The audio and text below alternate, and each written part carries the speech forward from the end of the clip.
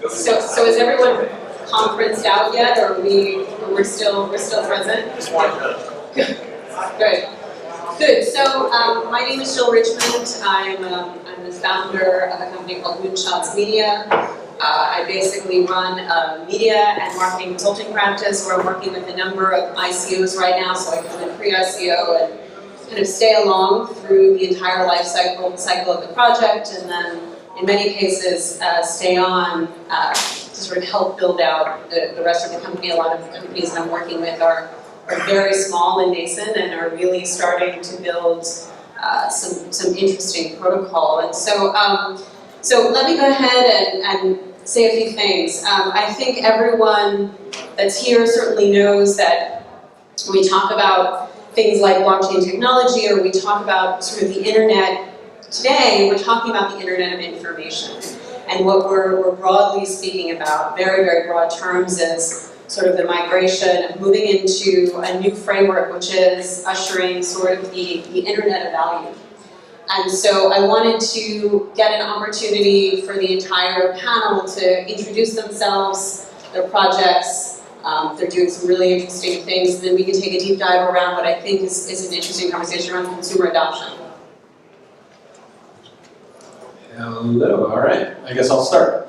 My name is Valerian Bennett. I'm founder and CEO of a company called PopChest. And PopChest is reimagining video.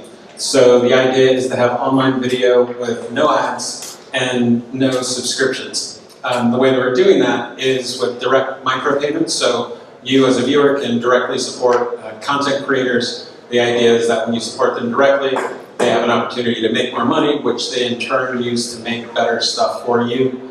You don't have to sit through ads and then all the crap that comes along with it. The next step for us, we're also moving into an incentive model with the cosmic big picture that every person who contributes value to the platform should share in the value that they're creating. So the way that it exists right now is basically the people who are creating videos, the people who are watching, the people who are sharing, they're creating a ton of value. And all of that's basically being siphoned up to two big companies, right? Facebook and Google. So if we could incentivize people to do all of those things because they know that they're going to get the value they're creating, we think that's a more equitable solution. We think it's a way to get people to do all the things that you want to do without ultimately becoming the product of these companies. Hello, I'm Jesse Grushev. I've been a member of Consensus, which is a blockchain venture studio where we build applications primarily on Ethereum. About a year and a half ago, I was one of the co-founders of a music project called Ujo Music.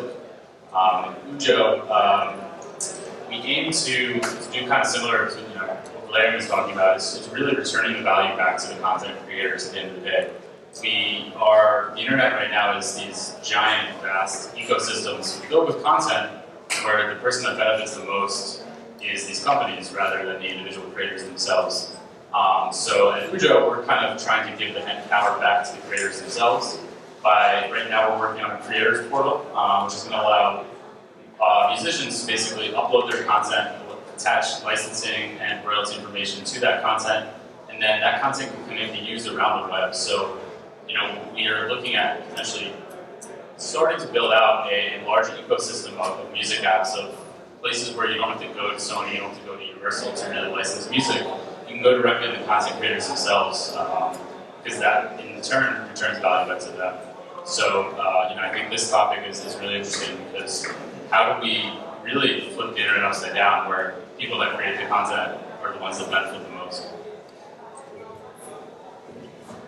Hello everyone, my name is Scott Pompacino. I am with a company called AlphaPoint. AlphaPoint was founded in 2013. I met the two founders in 2013, joined at the start of 2014, and the three of us have grown the business ever since. So what we do is enable enterprises with their blockchain strategy. So what does that mean? It means that we have the ability for our clients to create a digital asset, so the creation and issuance of a digital asset on a blockchain, the transfer and tracking of that asset, and then creating a trading venue for that asset for price discovery and liquidity. So it's really a 360-degree view from creation and issuance to price discovery and liquidity.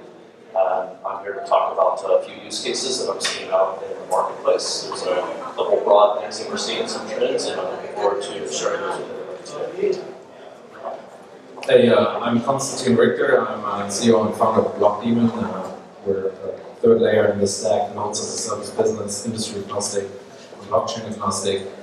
Just got started. I'm also a serial entrepreneur. I've been active in the space. The other project I'm currently actively supporting is Poet. Poet is what I'm CEOing in August. We're actually doing a token sale. So I should correct that.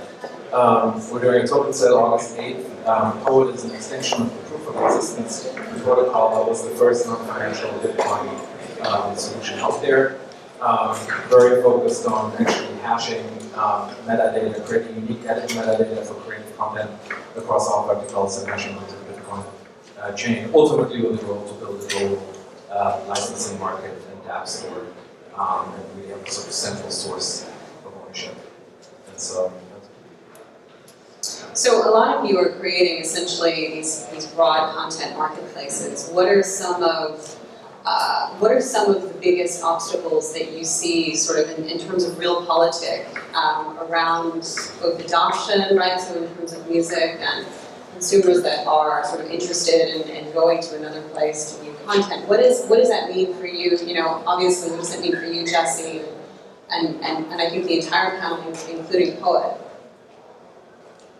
Sure. I guess I'll start by kind of drawing a parallel, I guess, to the early days of Bitcoin, right? So I don't know how long a lot of you have been around, but the first conversations when talking to investors was, okay, well, what's Bitcoin, right? So you have to get through that conversation to get through the next conversation to then actually get around to talking about what it is that you're trying to do and the problem that you're trying to solve. And it's very similar to talking to content creators, in our case to video producers, where it's a sales cycle, right? So we may interact with someone on Twitter, and they're like, eh, and then maybe a couple months later, it's like, okay, I've heard of Bitcoin and Ethereum now, and it's like, they're a little bit interested, and then it's a few months later before they're like, oh, I get it, and now I'm ready to make content and then put out. So I think that's our biggest challenge. It's like the technical part, I mean, that's a whole separate thing, but even greater than that, it's developing the language to talk to people in a way that they understand it, and then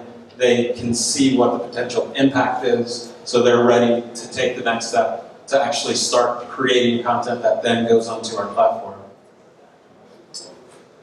Yeah, with music, it's interesting. You know, we spent a long time, actually, probably about 6 or 8 months, talking to music companies, talking to publishers, performing rights organizations, really trying to understand, you know, where their problems lay, because we have this, you know, magical blockchain solution that can fix every problem in the world. But you know, that wasn't good enough at the end of the day. And a lot of these companies don't want to change. They don't want to give up the rights. You know, they don't understand that by being more transparent and open with access, they can probably make more money with that. But you know, I think a lot of it right now is proving that they actually can do that, and proving by being more open, more transparent, they'll end up benefiting more than having these closed siloed databases.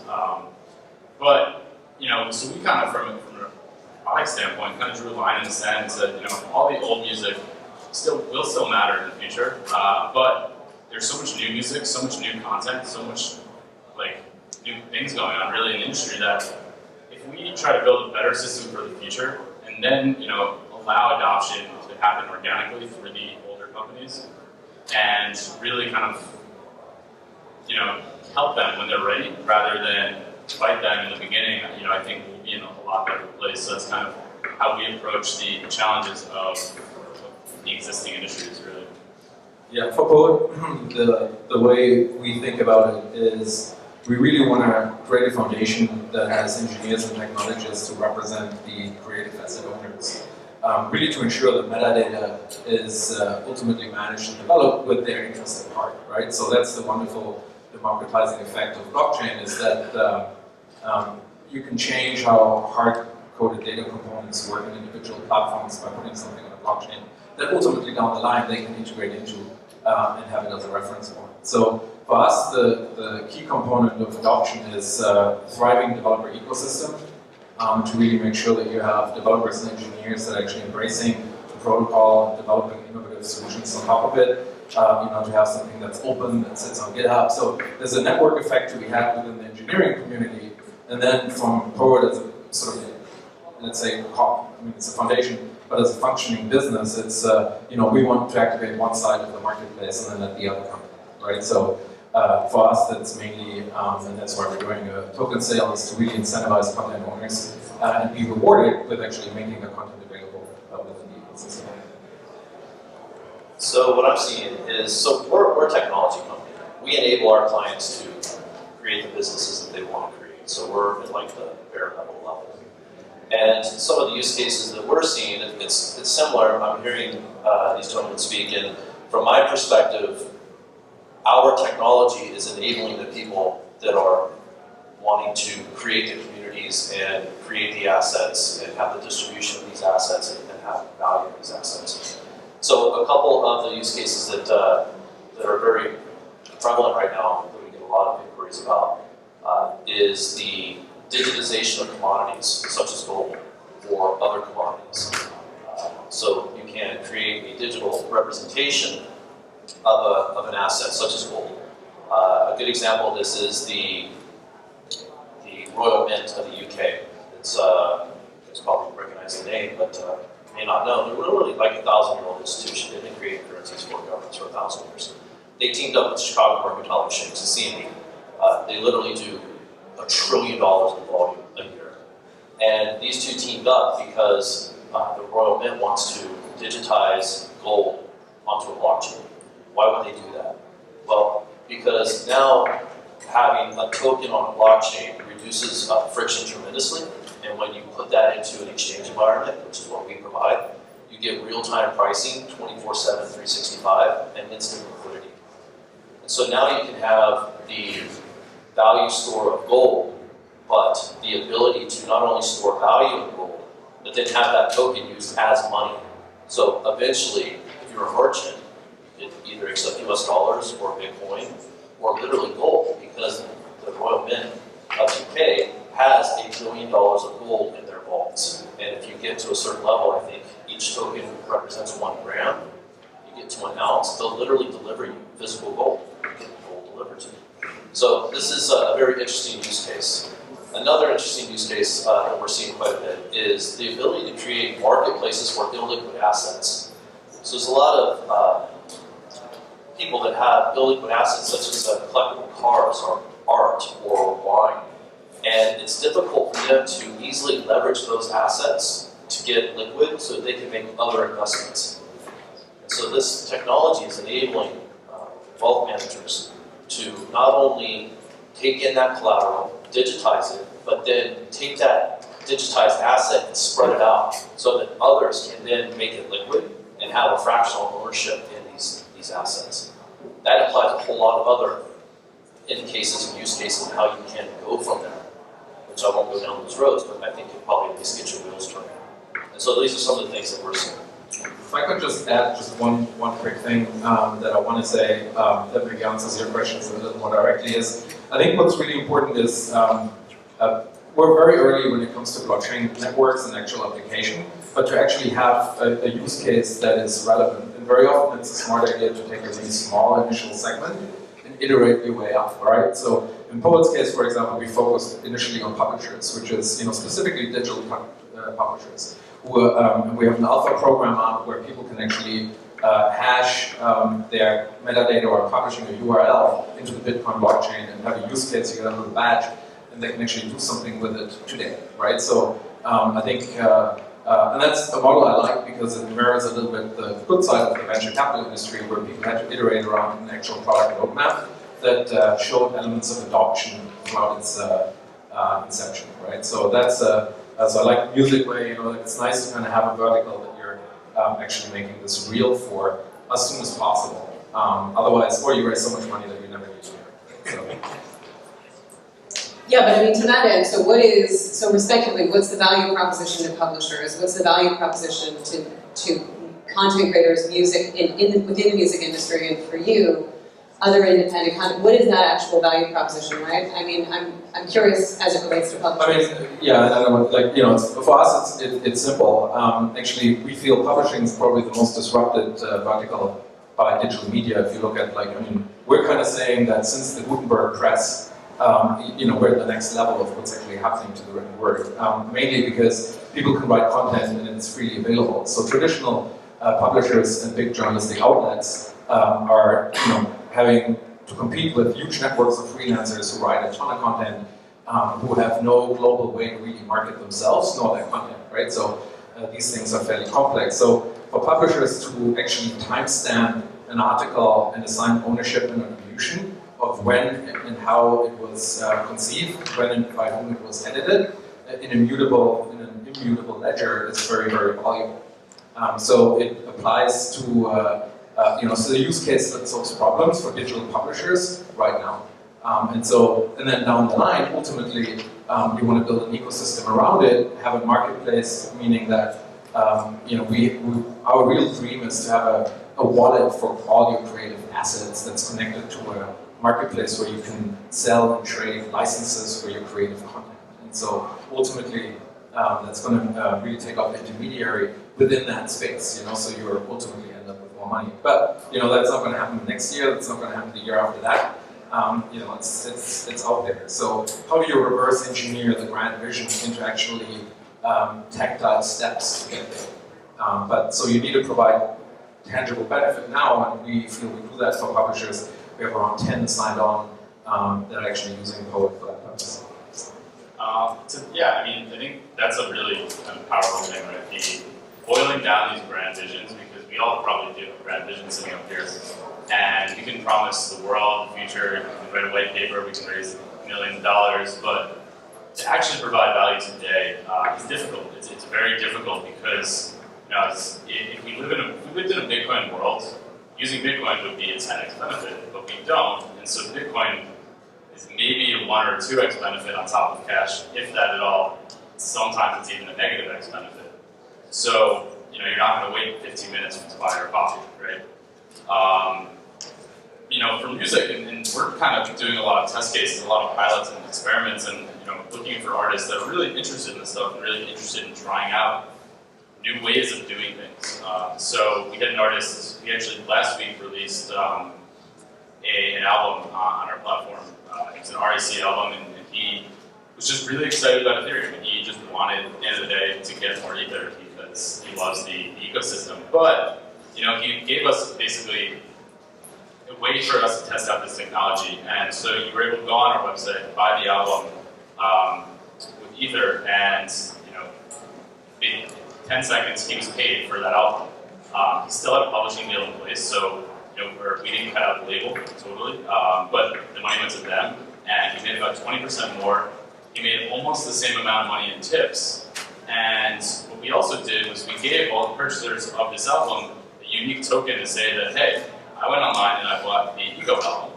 So now, what you can do with this token is it's still kind of up in the air, but it signifies that, like, digitally, that I actually bought this album. So it's, you know, it's kind of like the olden days when you could, you know, show someone your CD collection, but now you can actually show someone that you have unique digital assets that shows that you are actually a fan, because we all know it's really easy to click like on Facebook, whether or not we've actually supported that artist, whether or not we've actually, you know, been a fan. And this token can now enable tons of different things. It can enable, you know, pre-sales, it can enable exclusive, you know, maybe backstage access if they achieve a certain amount of tokens for that artist. You know, I think the possibilities are endless, and really the important thing now is to give interesting use cases and to really open people up to experimenting with this stuff and saying, you know, what can we do with this, and really almost change the way we think about a lot of this technology and the way systems run currently on the internet, and I think throughout, you know, in the physical world as well. Yeah, I think you touched on quite a few just great points, which is, one, there's just non-speculative inflow, like people actually paying for stuff on the internet, which we're just at a place right now with, particularly with media, both audio and video, that I think culturally people are ready to do that maybe more than they have been over the past decade, right? It was just that, everything's free and that's fine and that gets us to a certain place, but we've gotten to this place where it's like, okay, if we go with all the ads, then basically you have to just scream louder to get more eyeballs, and it's kind of led us to this place where just the desperate attempt to try to capture our attention, and at some point I think a lot of people are like, can we do better? Right, so just the fact that we have so many people willing to try something, and particularly as it relates to video, one of the things that you're seeing particularly on YouTube, this desperate attempt for eyeballs, you have all of these content creators which now they're in a position, because they need to get so many eyeballs to maintain whatever it is that they're doing, they're basically forced to work for advertisers as opposed to working for their audience. So what that means is that YouTube in this case will say, okay, you said something controversial, so we're not going to allow our advertisers to put ads on your video. So it's not censorship per se, but now you have no opportunity to support yourself, right? So you have this audience who clearly wants what it is that you has to say, whether it's something about immigration, whether it's something about the politics in your particular country, things that we need to have. We need to have these kinds of discussions. They're now being drowned out, right? So the only way that you can kind of escape that one-size-fits-all sort of mechanism that's been created is if you as a content creator can have a direct relationship with the person who's consuming what you're making, whether that's an artist who, it's kind of the digital equivalent of selling your CDs out of your trunk, right? That's a direct relationship. I want what you have, and I'm willing to go to great lengths to get it because I'm going to get something of value from that, as opposed to this monetization scheme with ads where it says, okay, if you want to make $1, you have to scream with your hair on fire. And that's what draws attention. So I think the more that we can just make it simple for people to connect with one another, micropayments is the most direct way for that. But it also works in the other way with incentives and tokens where you can have your contribution represented in some way. How many people in this room have bought anything on the internet with Bitcoin or with Ether or with digital currency? Would you say the experience is better generally? Like it's easier, it's usually much more of a seamless experience. Because for me, and I think you touched on that, right? We're more willing to pay for things, but when I hit that credit card form, I'm like, my wallet's not in my pocket. It's like now I have to go find my wallet, type in my credit card information. Maybe it's saved in my computer, but with technology that is so embedded, with the ability to kind of just, for our album, it was 2 clicks and you would purchase the album. That is so much easier. I'm so much more willing to kind of go through that process and contribute to a musician or buy something that I probably don't need because it's easier. And I think that's when people are starting to get, we need more of. We don't want to just have to buy everything on Amazon today. To be able to go to a website and not have to enter a credit card and not have to kind of go through that whole process, it really is so much nicer, at least in my opinion, that I'm more willing to contribute. I'm more willing to tip an artist or do these small transactions because it's so much easier. Well, that's great. That's like if you bought Bitcoin the day before and it went up 5%, that's still technically a taxable penalty to report to the IRS. Sure. There are states already that are now stopping taxing on cryptocurrency. I think Nevada has banned taxes on cryptocurrency. Berlin, again, has stopped it. So, yes, technically, and I think these areas are still very undefined. Yes, you're absolutely correct. But I think we do need more definition from people in power of these legislations to really kind of put a real definition. Yeah, and very briefly too, I think what might be some of your bigger question, there's this idea of mental transaction costs, right? The idea that you have to go through these steps to do this thing, and the moment you have to go through these steps, you're like, exactly, I don't want to deal with it. But I think that the thing that you see time and time again, and this is maybe coming from my background in film and television, it's like we get people to do irrational things all the time, right? It's like the way that you get over mental transaction costs is you move the actual process from the head to ideally your heart, or maybe in someplace lower, right? You buy this car and then you'll feel this or whatever, right? It's like you move the numbers and, let's take a concrete example. Jay-Z just put out an album the other day. People had to sign up for Sprint to get the album. Millions of people signed up for Sprint, right? It's like that is the biggest mental transaction cost ever, but people did it because they cared, right? So if you can do that consistently and through process, then ultimately that answers, I think, what your bigger picture question is about the actual hassle of crypto. Because if you're doing math, then we've already lost you. But if we can get you to feel something and motivate you that way, then you're with us forever. I think one of a good allegory is, and I want to put it back to the sort of democratizing effect of computational infrastructure, is imagine if content owners could have built and set the terms for an iTunes App Store.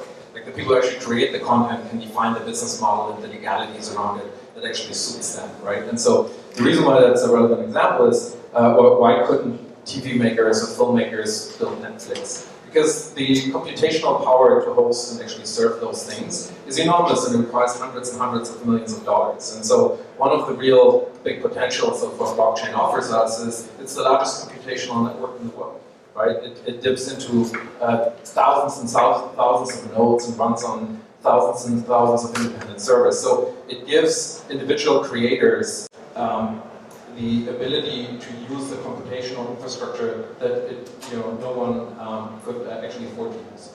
So that's one of the beautiful things that blockchain allows us to do. Yeah, and from my perspective, again, I sell to businesses, enable those businesses to fulfill whatever their vision is. Right along with what he's talking about, depending on the scope of your business and your business requirements, you can license technology for a fraction of a cost of 1 FTE up to maybe 2 FTEs for free. And you can get to market in 8 weeks, 12 weeks. So the barrier to entry has been dramatically reduced. And my clients are focused on cutting out middlemen as well. So, as these guys are talking about artists going directly to the customer, if you're a businessman, you have some kind of an asset, and you want to take it directly to the world, you can cut out a lot of the middlemen that were once there that were necessary. I'm not saying you can't cut it, you can cut out 100% of them, but there is some efficiencies to be made there. So it's interesting what technology is enabling people to do. But just to piggyback on that, so you're saying cutting out many middlemen, and then my question for you then, Konstantin, in the case of publishers, right, who in fact would be in many cases seen as the middlemen, right, in that relationship between content creator and end user, a la carte content consumption. What's that conversation like with the publisher? How do you onboard them? How do you get them interested in what you're doing? Right? Yeah, great question. And I think the way we've been going about it for Poet is very iterative. And so first and foremost is, because Poet is a foundation, we're not threatening anyone with kind of sort of claiming we're going to cut someone out or take something that isn't ours. We're trying to provide a utility that adds value. And goes back to the point I made earlier around what's that particular functionality that they can use that provides some value without them having to incur any business costs and expenses. And for us in Poet, technically that was solving a problem of actually hashing content to the Bitcoin blockchain at a cost that the foundation can cover and not push it onto the creative asset. So, so those were important considerations, is to make it very easy for the publisher to actually come to us and interact with us. And that goes down to SDKs, APIs, how you develop things, having resources to actually hold people's hand and make it very, very easy for the tool to be used. You made a great point, and just sort of as a maybe point of argument, the thing that doesn't work with Bitcoin at all is have you actually looked what a Bitcoin looks like and try to use it? I mean, it's 20 digits randomly put together. It's an awful user experience. And so the UI and making these things simple for people who actually have a need for them is, I think, really at the core of what that next sort of step in blockchain looks like. I'm gonna open up for questions. Do you gonna see, my name is Sidney Armani, I am the Falcon Media. Do you gonna see any foreseeable future there will be Bitcoin and digital currency connected to the gold? Digital currency. Currency connected to gold. Currency connected to gold, digital currency. Yes. Okay, that was one of the use cases I referenced earlier. It's called Royal Mint Gold, and it's collaboration between the Royal Mint of the UK and the Chicago Mercantile Exchange, the CME. The technology partners behind that is Alpha Point and BitGo. So what they have now is the ability, so the Royal Mint is going to start off with $1 billion in gold in a vault. And it's going to tokenize that, so every gram of gold represents 1 RMG. And so that is both a store of value, but then you as a merchant, you can either accept, I'm going to repeat myself, but you could accept US dollars, a credit card, Bitcoin, or the RMG. And the RMG, if you get enough of them, I think you need to get to 1 ounce for it.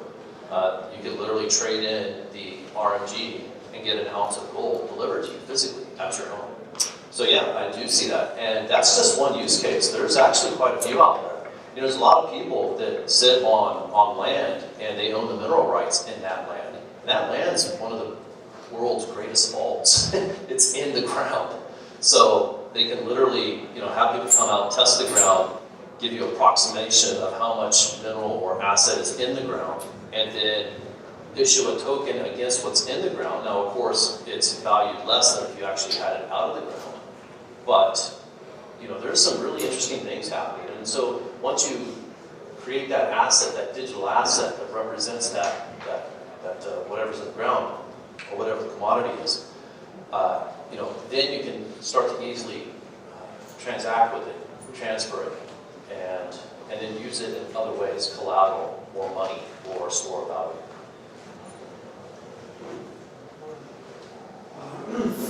We think by using digital money for subscription to replace the subscription model with pay-as-you-go. Because in subscription model, the light users subsidize the heavy users. And I would like to hear the opinion of the panel on this ability of digital money to do the really revolution with changing subscription to pay-as-you-go. Yeah, I think that's it's a very important option to have, because right now basically things are ad supported, or for the most part either ad supported or subscription supported. And if you kind of take, since PopChest is involved with video, I'll use that as the example. If you take sort of the a la carte consumption, right, and just follow it to its logical conclusion, that's where you end up, right? So there was a day when they said, okay, we've got 3 television networks, we'll never have a 4th. And then a 4th came along, and we'll have all these cable channels, but you'll have to buy all of them. You'll never be able to buy a smaller bundle. Now you have a smaller bundle, but if you kind of carry that forward, you think, okay, I don't want to have a cable subscription to get USA to go buy Mr. Robot. I just want to buy Mr. Robot, right? And if you think of how younger people consume things, they're not going to have cable subscriptions. They're not going to have wires into it. So that model needs to exist, if not for the people in this room, but it's a logical conclusion to have the most granular mechanism of consumption that you can. And if you accept that, then at some point you're going to have to be able to get down to a mechanism where you can transfer value at a very small, very small clip, which is perfect for magic internet money, right? So I completely agree with where you're at and where it's going. One quick side note, and then bringing it back to infrastructure, which is for cloud computing costs, that's actually very interesting, right? So that's kind of how normally you would sign on Amazon or something, and you have a sort of subscription base, and then you have an activity fee on top of it. And again, that's one of the things that actually the blockchain networks allow you to take away, right? The actual cost of running those things is related to your activity on it. To take it out there. And then, the term for the profit margin between subscription and what's actually spent is breakage. and breakages where hustlers live. You know, like that used to be kind of the you know, those are not related to any particular value. Now there's a lot of people in Bitcoin blockchain who are hustlers. So the ironic thing is that what blockchain actually does is it'll take out a lot of those things over time. You know, it's a very democratizing and transparent. What's up, guys? For those of you who don't know, thank you so much for coming out today. I'm Jason from Hello Segway, and I have a question for you guys. How do you deal with skepticism? The question, why use blockchain? Because for some reason people may think that things are okay the way they are right now. So I'm just curious how you address that kind of energy from the space of those that are challenging your use of blockchain to solve these problems with our solutions that exist now. Yeah, I mean, you got to start with the definition of what is a blockchain. So, this whole concept of a blockchain, right? It's whoever is holding the definition is the definition of a blockchain. So, it really is. So, it's become so broad, and the scope creep of the definition of a blockchain, and that's a whole nother conversation. I certainly appreciate where it's coming from. I haven't been here all that long. Like I said, I introduced this space in 2013 and joined full-time in 2014. And a lot of guys that came before me. And if you want the pure definition of a blockchain, proof of work, Bitcoin, things along those lines, or is a blockchain defined by something else and some other kind of algorithm or consensus mechanism or all that other stuff, it's probably not the topic of this panel, I would say, but I think what the intent of the question is everything intended for a blockchain? Just like this gentleman started out, right? It's going to solve the world and cure cancer and hair loss and everything else, right? Yeah, it's smile day, right? So I guess what I would say is there are new ways of doing business today, and we make it easy. If you want to call it blockchain, you want to call it a distributed ledger, if you want to call it a hybrid of that, if you want to call it something else, call it what you want, but there are easier ways to do business today that create true efficiencies and real values. Yeah, also in technical terms, again, I'm sorry, but decentralized databases are very common, right? So, I mean, it's also like this. Thinking about a real use case for blockchain is actually pretty hard. Because there's a lot of infrastructure available today that does a lot of things that are attributed to blockchains. And so, and then it gets fairly technical relatively quickly. But I think the interesting thing is that blockchain, because of, like Linux, like a lot of it is foundation-based, a lot of it is based on people who are actually contributing to protocols and code on GitHub, and it opens up a universe of product that we could develop that otherwise we would have never been able to develop as a user. Right? So otherwise it's Google or Amazon. And so I think those are the ways I normally think about it. Then the other argument you hear a lot is like, oh, it's like voice over IP in internet times, or there's a lot of other examples of where we are in the current life cycle based on the internet model, where you can get people fearful around, hey, you might miss out on the Netscape browser, so there's some of that. I think for me, when people ask me that question, why blockchain, it's tough, right? They say, well, I have a Spotify subscription, I pay $10 a month, I get access to every song on the planet. Why would I want to use something different? Why would I want to have to pay per stream, pay per song, pay per artist, whatever it is? And, I think right now, I don't have an answer for that, right? I don't have a good say, it's going to be great for consumers today because they can pay their favorite artist, and they're like, well, they get paid, right? Beyonce makes more money than I do, so we're in a weird spot right now where it is great for consumers, right? We're at like the peak of consumerism, and I think that's going to change. And I think it's starting to change with music. We are seeing, like you're saying, right, like exclusives with Tidal and Jay-Z. So I want to listen to Jay-Z now. I either have to steal his album or I have to sign up for Tidal. I'm probably not going to sign up for Tidal. So so then it's like, am I contributing to part of the problem? Maybe, but is this just kind of, are we starting to see the beginning of this problem? And I think that's kind of the case, right? If you look 5 years down the road, what happens if Tidal makes some deal with Uber, right? And so you get into an Uber, and the only way you can listen to music in this self-driving Uber is if you have Tidal. But I have the music because, my other favorite artist is on there. So it's like now as a consumer, am I going to be spending $20 a month for music? And that sucks. Or am I not going to be able to take Ubers because I want to listen to music when I drive? So, you know, I think right now it's difficult, but you kind of have to go and kind of, you know, project the future in a way and say, like, you know, this is the future we're headed towards. That, you know, the future where, yeah, if you get into an Uber, chances are it'll only work with Spotify. You know, I think that's a reality, and that's not a reality I want to see, and that's why, you know, I'm building with this technology. That's why I'm trying to support creators and trying to support, you know, music, because I think we need to really support the creative people, because as the world becomes more and more digital, becomes more and more automated, you know, I think creativity is one of the last outlets that humans still have over machine. Yeah, just to very briefly piggyback on that. You know, I was having a similar discussion earlier today, and the analogy that I looked at was Netflix. So Netflix is now a 20-year-old company, right? It's crazy that it's been around that long, but they started off calling themselves Netflix even when they were physically taking their, you know, DVDs down to the mail stop. The founder was like going to Costco, buying up 1,000 DVDs, putting the Netflix sticker on them in their garage, and then taking it to the mail stop to get it to wherever it needs to go.